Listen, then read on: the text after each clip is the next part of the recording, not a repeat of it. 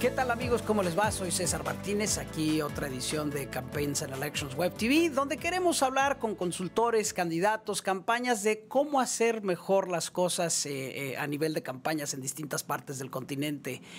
Hoy vamos a tener la oportunidad de platicar con Osvaldo Ramírez en Venezuela, que nos va a platicar sobre el fenómeno mediático Hugo Chávez, con Juan Hernández desde los Estados Unidos para platicar de la nueva personalidad del Papa, de Francisco I, de ver ese primer mensaje, qué tal logró conectar o no con tantas y tantas, con casi 1.200 millones de católicos a través del planeta, y también con Yago de Marta para hablar sobre el bootcamp que vamos a realizar pronto, que va a ser el día 3, 4 y 5 de abril en Miami, Florida, donde vamos a tener una cuestión muy interesante porque se trata de preparar mediáticamente lo mejor posible a los candidatos. Ya no es suficiente la publicidad, ya es cada vez más importante que estén preparados con los medios. Esperemos que disfruten este Campaigns and Elections Web TV que está hecho especialmente para ustedes. Amigos, ahora estamos con don Osvaldo Ramírez, que está desde Caracas, en Venezuela, donde donde hay dos lugares de importancia mediática ahorita en el planeta. Uno de ellos es Venezuela y el otro es el Vaticano. En el Vaticano ya sabemos cuál es el resultado. Ahora lo importante, ¿cuál será el resultado en Venezuela? Osvaldo, ¿cómo estás? Hola César y hola a todos los amigos de Campaigns and Elections TV que nos están viendo el día de hoy. Don Osvaldo, queríamos platicar contigo sobre el personaje mediático del expresidente Chávez. Como decíamos, lo que no logró hacer con las balas o con la fuerza, lo logró hacer a través de las palabras. ¿Nos puedes explicar el fenómeno mediático de Hugo Chávez? Bueno, Hugo Chávez yo creo que marcó unas características importantes en Venezuela. La política de cierta manera se conducía con unos códigos completamente distintos, con unos códigos mucho más formales, y a partir de la llegada de Hugo Chávez, entre comillas, se relajó parte de la imagen política, pero se concentró quizás el spotlight en el verbo del presidente, un verbo muy característico, un verbo que terminaba envolviendo al elector, que terminaba de cierta manera buscando que esa persona conectara emocionalmente sus emociones, sus sentimientos en torno a una gran idea, y comunicaba esto sistemáticamente, lo comunicaba día a día, dentro de un rol pedagógico, que más allá de que si su gobierno fue bueno o fue malo, su legado será evaluado por los historiadores y por los analistas en un futuro, porque creo que aún es bastante temprano para sacar conclusiones tan firmes. No se le puede quitar que era un gran orador, no se le puede quitar que empleaba adecuadamente los tiempos, los énfasis, incluso hasta de manera disruptiva lograba poder llevar a la gente a que se enfrascara y se conectara con ideas súper poderosas, difíciles de explicar, pero que las hizo potables para el pueblo al final. ¿Cuál crees que son los momentos mediáticos más importantes de Hugo Chávez que quedarán en la historia? Esas frases, esos momentos, ¿cuáles crees que son? Mira, hubo uno que bueno, en el ámbito internacional nadie puede negar su intervención en la ONU, en la cual llega, el día previo había estado el señor George Bush y prácticamente llegó presionándose y diciendo: acá huele a azufre y vamos a orar porque acá estuvo el diablo. Eso fue, yo creo, que una intervención interesante. Otras intervenciones históricas hubo, su última presentación ante la Asamblea Nacional. Prácticamente estuvo 9 horas de pie el año pasado, en el mes de enero, apelando a una cantidad de recursos histriónicos y de oratoria, en la cual le permitió a él explicar, y quizás yo creo que puede ser recordado como un discurso interesante, a pesar de que también hay otros muchísimo más nefastos, en donde quizás apelando, yo creo que al ingenio, decía que Marte había muerto la vida porque había llegado el capitalismo, y allí antes había habido vida. De manera jocosa quizás, pero en un punto en el cual la gente trató de entender que el concepto, en el momento que él trataba de impulsar que el capitalismo era malo, acabó con la vida de un planeta. Por supuesto, haciéndolo de una manera que yo creo que fue muy nefasta, muy jocosa, pero que en el fondo fue pedagógica. Y yo creo que allí es donde quiero resaltar el punto importante de cómo tú transmitir contenido para cada una de las audiencias sin ponerte en un nivel que sea tan técnico, menos que tú vayas a dar una conferencia de astrofísica y vayas a hablar a astrofísicos. Pero si tú no le vas a hablar a astrofísicos de astrofísica, sino que le vas a hablar a la gente común, tienes que bajar el lenguaje. No es banalizarlo, sino es hacer entendible las ideas. Es permitir que una idea que puede ser poderosamente racional entre por los sentidos, por percepción, por piel. Ya, digamos, conectar a final de cuentas. ¿Crees que Nicolás Maduro o Enrique Capriles tendrán la capacidad de conexión de Chávez o es algo que no vamos a ver en Venezuela nuevamente en mucho tiempo? Mira, yo creo que con Hugo Chávez se rompe una especie de molde. Yo creo que más allá de las comparaciones, cada político, cada persona es individual y tendrá sus fortalezas. Lo que sí yo creo es que el modo en que Nicolás Maduro se dirige, y bueno, ya tenemos más de 100 días viéndolo de una manera mucho más frecuente, es completamente distinta a lo que la gente veía en Hugo Chávez. Incluso ya hay gente que interpreta, este señor no habla como Chávez. Por mucho que yo me quiera parecer a Hugo Chávez, no es Chávez. Y eso le va a pasar factura eventualmente. E incluso si llegase a ganar la elección, el carisma asociado a la persona que tenía Hugo Chávez no lo tiene Nicolás Maduro. Y son pequeñas espadas de Damocles que están allí latentes porque eventualmente te puedo decir, con Chávez se vivía mejor o esto no pasaba con Chávez, y sencillamente hace que se mine su popularidad y su liderazgo. En el caso de Capriles, Capriles tiene un estilo muy particular de hablar. Capriles trata de ser muy enfático en las ideas, incluso su expresión en la cara ayuda en muchos momentos a hacer énfasis en algunas cosas y puede hablar también durante mucho rato, pero tampoco es ideas, digamos, que lleguen o que conecten inmediatamente las emociones. Aunque te confieso algo, la declaración de Enrique Capriles el domingo pasado, que fue el día de su lanzamiento, como que asumió la candidatura presidencial, es un Enrique Capriles diametralmente distinto a lo que habíamos visto en la elección pasada. Conexión emocional, fuerza de discurso, y que eventualmente permitió que ese elector que estaba deprimido por venir de 2 derrotas electorales, en el caso de la Alternativa Democrática en Venezuela, agarrara un nuevo aire y dijera, wow, tengo a alguien que luche conmigo, que luche por mí, que luche por Venezuela.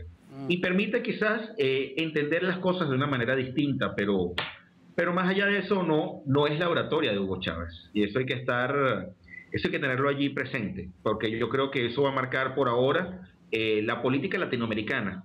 Un poco esa influencia, claro, en ese modo de escuchar y de hablar. La oratoria, cuán importante es, que luego a veces los candidatos sienten que es a través de publicidad o pancartas, y lo más importante es la persona, lo que está viendo la gente. Por último, quisiera preguntarte, ¿cuántos candidatos hay realmente a la presidencia en Venezuela? ¿Son acaso Maduro y Capriles o también Chávez es aún candidato? Mira, Chávez es un candidato, Chávez es el gran portaaviones. Esta elección se trata para el oficialismo de la elección de Hugo Chávez de nuevo, y ahora con un aliciente de Hugo Chávez elevado a una nueva categoría espiritual, religiosa, política, como un nuevo líder supremo de la revolución, y que en su nombre haremos o no haremos. Maduro decía una declaración el día que se presentó, se inscribió ante el Consejo Nacional Electoral del país y decía, yo logré identificar y decodificar el alma de Hugo Chávez. Yo conocí su alma, su pensamiento, y yo soy el único que sé cómo él sufría por su pueblo. Hicieron las comillas. ¿Qué quiero decir con eso? Que ahora Nicolás Maduro es el nuevo profeta. Y Chávez se eleva a una categoría religiosa. De nuevo, no estoy de acuerdo, pero es un poco una especie de exacerbar el culto para este señor ser el nuevo intérprete con su oratoria, traducir las palabras y el lenguaje de Hugo Chávez y los sentimientos, copiándolo, por supuesto. Incluso sacaba la taza de café, hacía los mismos sorbos, los mismos códigos, la misma vestimenta, tratando de hacer ver que es una persona. En el caso de Capriles, sabe que está enfrentándose entre comillas, al fantasma de Hugo Chávez, al gran portaaviones de Hugo Chávez, a la gran persona que para muchos aún sigue jalando votos. ¿Por qué sigue jalando votos? Porque, bueno, sencillamente en su nombre quiero saber y quiero guardar la revolución por la memoria, por el respeto que le tengo, porque para muchos esa conexión emocional pasaba por tener una relación como si Chávez fuera su padre, su hijo, su hermano, su esposa, o sea, su todo. Y su todo permite conectarse. Capriles sabe que no puede tocar a Hugo Chávez en la campaña, a nivel de discurso, a nivel de imagen, pero sí puede atacar la ineficiencia de la gestión y a Nicolás Maduro como corresponsable de 14 años de mal gobierno, que para muchos fue de mal gobierno, por supuesto, y va a sencillamente meterse por esa vía. Por la vía además de la credibilidad del discurso. Tema importante, en Venezuela los estudios de los últimos 2 meses indicaban que 7 de cada 10 personas no creían los partes médicos del gobierno de los 3 voceros principales, Nicolás Maduro, el ministro Villegas, que es el ministro de Información y Comunicación, y el hoy vicepresidente Jorge Arreaza, yerno de Hugo Chávez. Si tú antes, en ese periodo interinato en el cual estás construyendo fuerza, la gente no te cree, es por algo, porque pareciera que tu discurso no es verosímil. Al final se trata de la persona, del contenido, más allá de la valla, más allá del spot, más allá de la cuña de radio. Se trata del contenido que tú en el día a día terminas comunicando con tus audiencias, por supuesto, a través de los medios, pero de manera mucho más importante en el día a día, en el cara a cara, en el estrechar la mano, en ese contacto directo que es el que permite ganar al elector. Don Osvaldo, pues muchísimas gracias. Nos has dado una excelente información de lo que va a estar aconteciendo en Venezuela y lo vamos a seguir muy de cerca. Muchas gracias, César, y saludos a todos en Campaigns and Elections. Ahora estamos con el doctor Juan Hernández desde los Estados Unidos, un gran especialista mediático, colaborador de CNN y alguien que, bueno, ha colaborado en tantas campañas por todo el continente y otras partes del mundo. Juan, muchas gracias por estar con nosotros en Campaigns and Elections. Al contrario, César, un honor estar contigo. Don Juan, estábamos platicando hace rato con un colega en Venezuela sobre el fenómeno mediático Hugo Chávez, pero ahora quisiéramos platicar del fenómeno mediático que pueden ser los papas. Tuvimos a Juan Pablo II, que fue un gran personaje mediático. El anterior papa no tuvo esa capacidad mediática.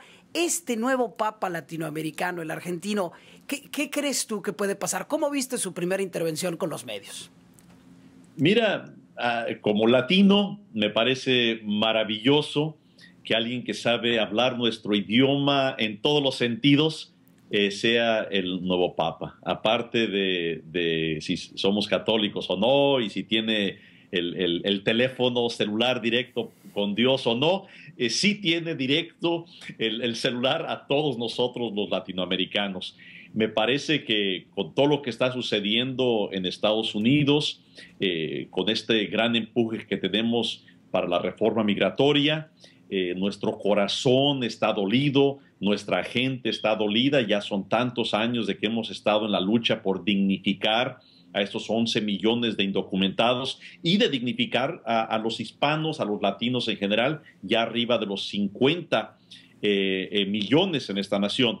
Entonces, que ahora haya un papa que de alguna manera trae dignidad a nuestra Latinoamérica, trae dignidad al pueblo, que en su mayoría tiende a ser religioso y tiende a ser católico. Yo creo que es un gran adelanto para nosotros y ya sea que tenga, te digo, los medios, no sé si haya CNN en el cielo o no, pero que tenga esa línea directa con nosotros, si no con Dios, me parece maravilloso. Y ahora, pensando en la cuestión mediática, porque nuevamente va a ser un papa que ahora va a tener que conectar, ahora sí que urbi et orbi. ¿Cómo sentiste esta primera intervención? A diferencia de otros que tal vez han sido más largos, ¿esta fue una intervención mediática buena? ¿Cómo la juzgarías? Mira, a mí me parece muy, muy buena. Yo estaba comiendo el lunch por acá en Estados Unidos y estaba recibiendo muchísimos tweets, en Twitter obviamente, de que en cualquier momento se puede anunciar al Papa, en cualquier momento. Y fíjate, creo que fue el tercer tweet que recibí, fue uno que decía, para comunicarte con el nuevo Papa Francisco, utiliza, este es su Twitter oficial, ah, caray, oye, el primer tweet que recibí fue en que ya se me envía de alguien, ¿sí? Pero una comunicación directa a través de los medios sociales, a través de los medios en general, deseando una comunicación, el Papa conmigo, un hispano, al menos así lo sentimos. Me parece que está empezando muy, muy bien. Él desea aparentemente tener una relación muy directa con los hispanos. Si es cierto o no es cierto, ese fue el impacto que tuvo con muchos de nosotros. Entonces, tal vez será que ahora la iglesia va a buscar más que un monólogo, un diálogo con la gente. Mira, esperemos que sí. Yo creo que la iglesia católica en general y las iglesias cristianas en general, lo hemos visto en Europa, cómo han ido perdiendo fieles. Nos encontramos con España y me lo dicen mis amigos españoles, no es algo que yo esté diciendo acerca de ellos, pero dicen, mira, ir a misa, ir a la iglesia ya es muy, muy del pasado.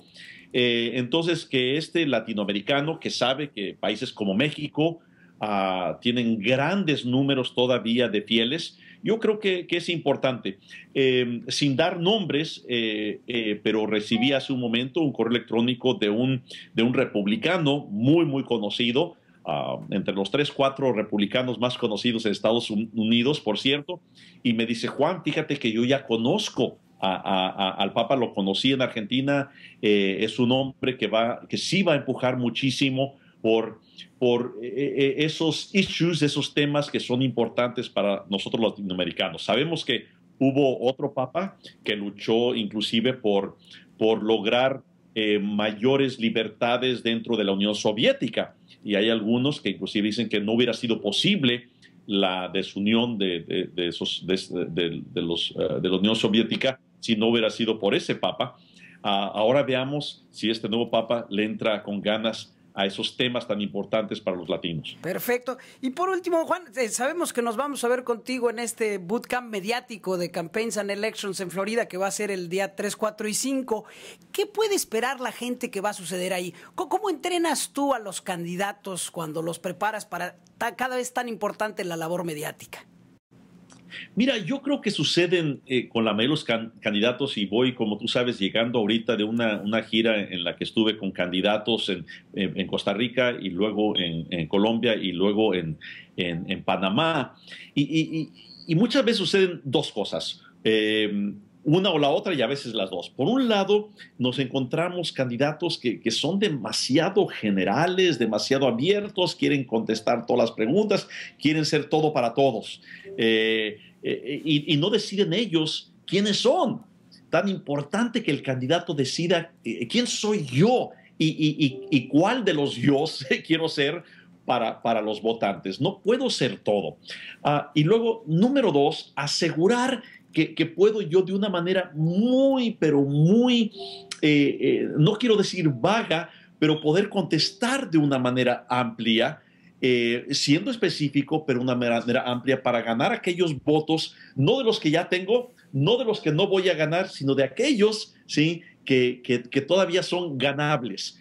Entonces nos encontramos con aquellos que por un lado o son demasiado generales o sí, de que quieren ganar todo el mundo, o aquellos que todavía están tratando de ganarse a los que ya ganaron, o que están tratando de ganar de manera muy específica a aquellos que nunca van a votar por ellos como candidatos.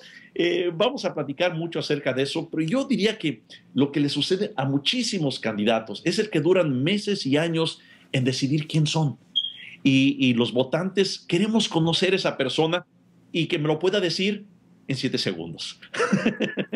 Imagínate, con poco tiempo. Y la práctica hace al maestro, es importante practicar. Claro que sí, híjole. Cené esta semana con un expresidente de Guatemala, sin decir nombres, pero la gente que es de Latinoamérica podrá adivinar quién es. Un hombre muy interesante que hizo una campaña así de texto de Guatemala, no de los más recientes, así que vayan adivinando quién es, pero cené con él antenoche. Y él me decía que una de las cosas que más le ayudó a él a ser un buen candidato, no necesariamente un buen presidente, dice que un consultor consultora, por cierto, lo sentó a él arriba de una mesa, en una silla, y puso a 30 personas de los medios a que le tiraran de preguntas. Entonces él, incómodo, arriba de una silla, arriba de una mesa, tuvo que contestar las preguntas más difíciles, pero como ejercicio, en privado. Y dice que cuando se bajó de la silla y se bajó de la mesa, él era un hombre distinto. ¿Por qué? Porque tuvo que enfrentarse a las preguntas más difíciles ante 30 personas de los medios. Ya de ahí en adelante le fue más difícil el ser entrevistado. Y claro, va uno mejorando y mejorando y mejorando. Pero dice que es tan importante el tener quien nos confronte de verdad con las preguntas difíciles. Muchas veces tardamos meses y meses en tener esa entrevista dura que después nos va a permitir poco a poco ser mejores y mejores, pero poder manejar las preguntas que a lo mejor no son tan difíciles ya en el contexto de haber recibido la golpiza al principio de la campaña. Perfecto, ¿no? Pues don Juan, pues amigos, preparen sus sillas y sus mesas porque van a estar con el buen Juan Hernández en Florida el día 3, del 3 al 5 de abril, y para prepararse porque esto es básicamente cada vez más mediático el asunto. Don Juan, muchísimas gracias, gracias por tu tiempo, sabemos que siempre estás bastante ocupado y ayudando a la democracia por todo el continente. Al contrario, gracias a ti, César. Un fuerte abrazo. Ahora estamos con don Yago de Marta, que es un especialista en la parte discursiva, que ha preparado candidatos por muchísimas partes, tanto de España como Latinoamérica, y es un honor tenerlo con nosotros. Don Yago, platícanos un poco, ya platicamos ahora del personaje mediático Hugo Chávez, del personaje mediático que será el nuevo Papa. ¿Qué es ahora? ¿Por qué tienen que ser los candidatos personajes mediáticos? ¿Dependemos tanto de los medios? Hola, César. La verdad es que los medios son absolutamente todo en una campaña. Y son absolutamente todo, no porque no tenga importancia la tierra, que es posiblemente la parte más importante como tal de acción, sino porque, en definitiva, la gente juzga por los medios, la gente valora por los medios, la gente toma decisiones a través de lo que pasa en los medios. De modo que si no somos brillantes en los medios, la imagen que estamos dando al público es triste, o es floja, o es gris. Por eso es tan importante que se esfuercen los políticos en tener una gran proyección en los medios y que sea bien poderosa. Y nuevamente, ¿cómo es esto? ¿Dónde empieza el personaje, digamos, mediático? Mira, tenemos que entender la comunicación personal como una expresión de la personalidad. Fundamentalmente es eso. Cuando escuchamos a un político hablar, lo que estamos haciendo es juzgar como ciudadanos si esa persona es capaz de ejecutar un plan o no, si es capaz de liderarnos o no, si es capaz de amarnos o no, si nos entiende o no. Y todo esto lo hacemos a partir de su comunicación personal. Por lo tanto, el entrenamiento en comunicación parte de lo más personal, de lo más íntimo, de la seguridad, de la proyección, de la emotividad. Lo demás es solo técnica, pero lo importante es la persona que está hablando. ¿Y esta persona que está hablando nace o se hace? Eso siempre es una cuestión importante. O sea, porque hablábamos ahorita de personajes como Chávez, que fue un personaje mediático de genial. Digo, podemos estar muy de acuerdo en cómo gobernaba, pero de la parte mediática la supo dominar muy bien. Papa no sabemos en realidad el nuevo Papa que haya llegado, pero tuvimos un Juan Pablo II que fue genial. ¿Qué sucede? ¿La gente nace o se hace de esta forma, en esta parte discursiva? Bueno, yo estuve investigando si los oradores nacían o se hacían, y entonces me fui a un sitio donde había recién nacidos y me sorprendió ver que ninguno estaba hablando, así que me di cuenta de que en todo caso se tenían que hacer. Esto es una broma, pero sirve para entender en qué consiste realmente la comunicación. El orador se hace, siempre se hace. La cuestión es cuándo empieza a hacerse. El orador se hace, puede hacerse con entrenamientos, pero por supuesto se hace en los primeros años de su vida. En cuando sus padres le van pasando de brazo en brazo, en vez de sobreprotegerle, en cuando le hablan con un lenguaje rico y no con un lenguaje sencillo y básico, que ayuda a que luego tenga una mayor capacidad de creación de imágenes, cuando trabaja la imaginación, en esos momentos es cuando se construye el orador. La emotividad, los años de socialización son los más determinantes. Cuando en los años de socialización no se ha hecho un trabajo adecuado o no has hecho una evolución adecuada como elemento comunicativo, es cuando se requiere entrenamiento, y precisamente las referencias son esos oradores naturales, que no natos.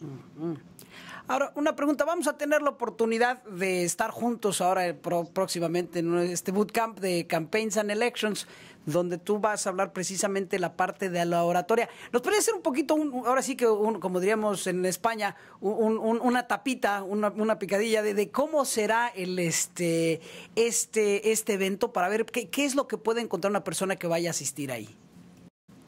Mira, como dices, César, es un bootcamp. Un bootcamp, la referencia es un campamento militar. Entonces lo que se van a encontrar son 3 días de máxima intensidad, donde les vamos a poner en la máxima presión para que su técnica mejore lo más rápido posible y de la manera más permanente posible. Y para eso lo que vamos a hacer es ejercicio tras ejercicio tras ejercicio, acción tras acción tras acción, de manera que ellos mejoren o mejoren. Esa es la única salida que van a tener. Y posiblemente tendrán que aguantar un entrenamiento de máxima intensidad. Si lo que quieren es encontrarse con el clásico taller en el que se da teoría y se toman apuntes, hay otras formaciones. En este caso, lo que van a tener es acción y mejora. Acción y mejora. Y ahora, habrá en los bootcamps luego hay lodo, piedras, ríos, eso no lo supongo. Bueno, pero van a tener ejercicios con cámara, van a tener acciones o discursos en situaciones descontroladas, van a tener que aprender a improvisar, van a tener que aprender a enfrentarse con otros compañeros, y todo eso es lo más parecido a un campamento militar. Así que, en todo caso, lo que vamos a tener es una hornada de políticos que van a tener una formación de altísimo nivel. Y a propósito, posiblemente, no sé, tú me corregirás, César, sea la primera vez que se organiza algo parecido a esto en la historia de Latinoamérica. Pues yo siento que sí, digo, por eso me da mucho gusto que vamos a estar ahí, porque es algo bastante distinto. Y lo que veo también, ya los personajes mediáticos ya no es solo la cámara o el micrófono, sino también es el tweet, el encuentro, el móvil que te pueden estar pescando, grabando. O sea, ya son tantos medios alternativos que ya todo mundo es una cadena de televisión, ¿no? Sí, mira, todo el mundo somos una cadena de televisión porque todo el mundo emitimos. La cuestión es saber cómo estamos emitiendo. Evidentemente, ahora ya no vale con hablar sin más, hay que tener en cuenta que vamos a ser replicados automáticamente. Mira, tenemos que ser un anuncio de detergente. Tenemos que ser, en nuestros discursos, quienes expliquemos los problemas con un anuncio de detergente, es decir, que se pueda casi sentir, tocar, oler el problema, de manera que cuando explicamos la solución se vea esa camisa blanca, brillante, y sea fácilmente comprensible por la gente. Y así es como se hace mucho más sencillo que seamos votados, mucho más sencillo que seamos percibidos como líderes y mucho más sencillo que seamos escogidos como la opción preferente en las elecciones. Perfecto, don Yago, pues muchísimas gracias ya con esta lección de cómo tener blanqueadas las camisas. Me voy a ir a lavar yo para estar muy preparado. Y nos vemos para allá, te agradecemos muchísimo y nos vemos pronto. Un saludo a todos, os espero allí. Pues amigos, ya lo vieron, tuvimos la oportunidad de ver qué tan importante es la parte mediática de un candidato. Ya lo vimos con Hugo Chávez, ya lo vimos con el Papa Francisco I, ya lo vimos con la explicación que nos dio Yago de Marta. Esperemos poderlos ver a ustedes en Miami, Florida, el 3, 4 y 5 de abril, para que puedan ustedes vivir de cerca esta experiencia de prepararse en el discurso, en el entrenamiento mediático y en los debates, que es cada vez más importante y define cada vez más las elecciones. Soy César Martínez, muchas gracias y nos vemos pronto.